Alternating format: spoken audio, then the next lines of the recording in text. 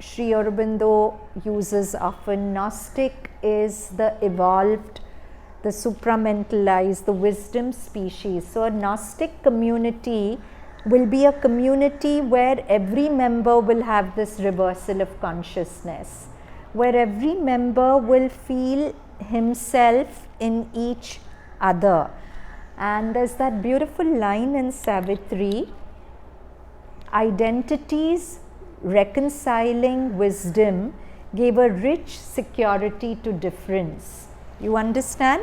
Because I won't feel jealous of Adya, because deep down I know I'm one with her, I'm identified with her. So identities reconciling wisdom gave a rich security to difference. She may be different from me in form, but the difference doesn't threaten me. Normally our differences with each other threaten us, no? Because that person may be opposing me, I may be competing with that person may be different from me in terms of more capable, less capable, and there's constant comparison. But once I have this reversal of consciousness, I know that I'm not different from that person, that I am achieving more in that body in this moment. Tomorrow I may achieve more in this body, but it's the same me achieving in different bodies. So it's such a beautiful line. Identities reconciling wisdom gave a rich security to difference. So he's talking about a Gnostic community which will be like this. Each one realizing his real concrete unity and identity with all the other members of the community. That is, each one should feel not like just one member united in some way with all the others, but all as one within himself.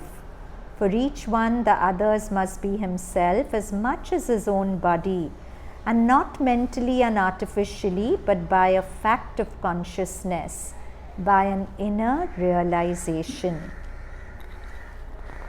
Then these are again Mother's words.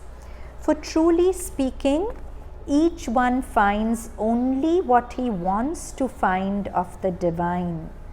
Sri Aurobindo has said this by turning it the other way round. He has said, I am not quoting the exact words, Mother says, only the idea. What you expect from the divine is what you find in the divine. What you find from the divine is what you meet in the divine. So if you expect the divine to be all love, the divine will be all love to you, not before. So this is important. She says when one is in constant communion with the psychic, not just when you meditate, but when I'm talking to my friend or a family member, am I still in communion with the psychic? When I'm out at a dinner with friends, am I still in communion with the psychic? That's when spiritual life begins. Otherwise, we haven't started on the spiritual path.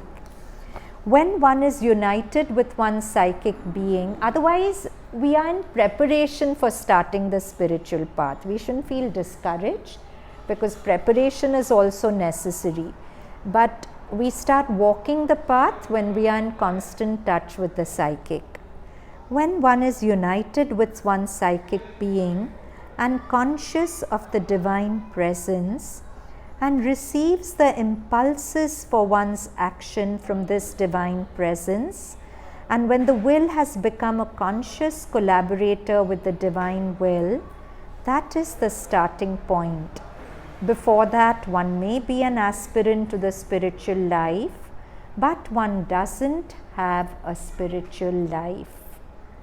Unless your vision is constantly the vision of the divine in all things, you have not only no right, but no capacity to judge the state which others are in. She said a very important point. Unless your vision is constantly the vision of the divine in all things, you have not only no right, but no capacity to judge the state which others are in. So remember this, whenever you're judging, Mother's words that unless you've had that reversal of consciousness where you're inside a being, don't judge. And when you're inside a being, you won't judge. You'll have discrimination, but that won't be judgment. You understand? Like Mother had infinite discrimination. Of course, she could see a wrong movement from a right movement, but there was no judgment. That's what we should train our consciousness to have, discrimination but no judgment. And discrimination is about realizing that a being isn't fixed.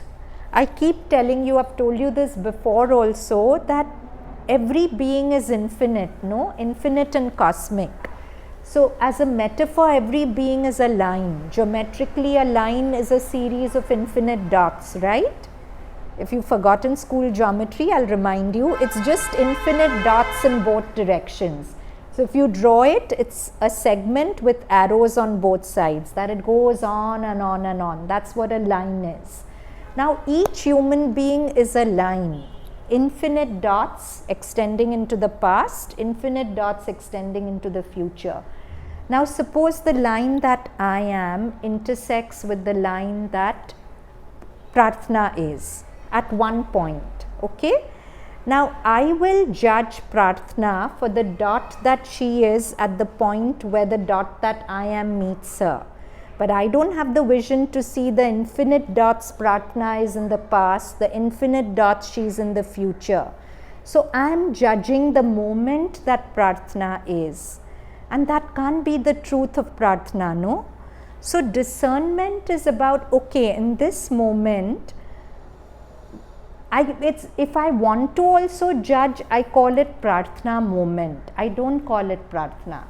This Prarthana moment is in a direction of light or it's in a direction of darkness. I have a discrimination to see that.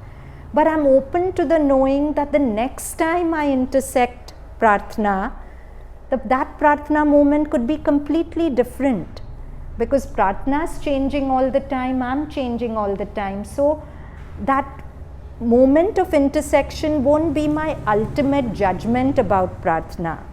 I'll constantly allow myself to think that she's changing, I'm changing. Yeah, but I have the discrimination that at this moment, the Prarthana moment that's arising, okay, if it's like this, I'll deal with it as I want to in this moment, but it won't be a fixed judgment on Prarthana for tomorrow, day after, like that.